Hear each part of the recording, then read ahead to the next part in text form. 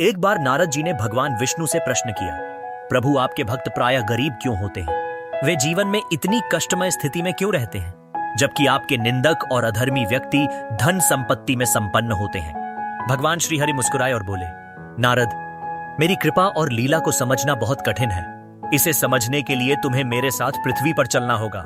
इतना कहकर भगवान श्रीहरि और नारद मुनि साधु भेष में पृथ्वी पर आए।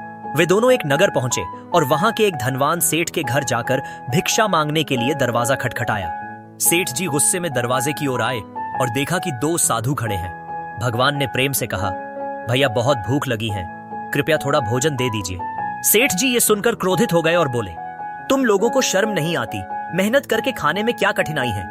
जाओ जाकर और कुछ मेहनत करके कमाओ और खाओ, यहाँ भीख मांगने मत आओ। सेठ का यह व्यवहार देखकर नारद जी को बहुत दुख हुआ। वे भगवान से बोले, प्रभु देखिए, यह व्यक्ति कितना अहंकारी और कठोर हृदय का है।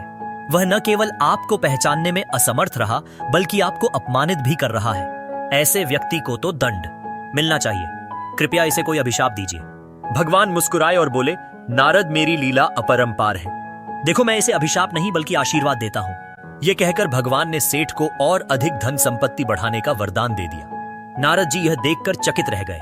उन्होंने सोचा कि जो व्यक्ति भगवान की निंदा कर रहा था, उसे तो और अधिक धन का वरदान मिल गया, लेकिन आगे जो हुआ वह और भी रहस्यमय था। इसके बाद भगवान और नारद मुनि नगर के बाहर एक वृद्धा के छोटे से झोंपड़े के पास पहुंचे। वह वृद्धा अत्यंत गरीब थी और उसकी संपत्ति केवल एक गाय थी, जिससे वह अपना जीवन यापन करती थी। भगवान ने वहां भी भिक्षा मांगी।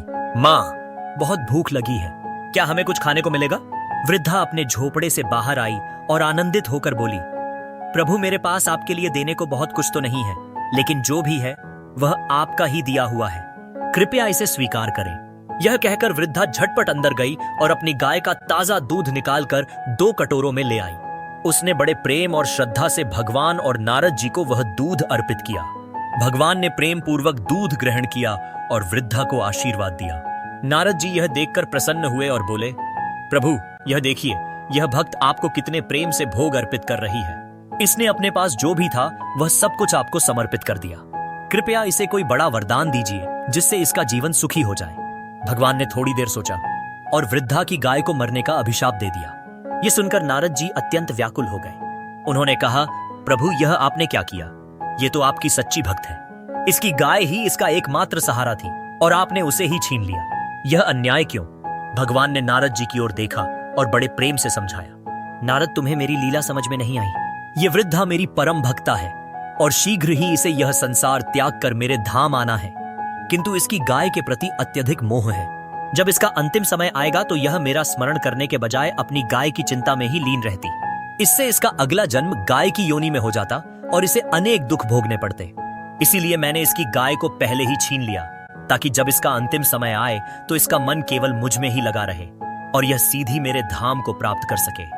वहीं दूसरी ओर वह सेठ धन संपत्ति से इतना मोहग्रस्त है कि जब उसकी मृत्यु होगी तो उसका ध्यान केवल अपनी तिजोरी और सोने चांदी पर होगा।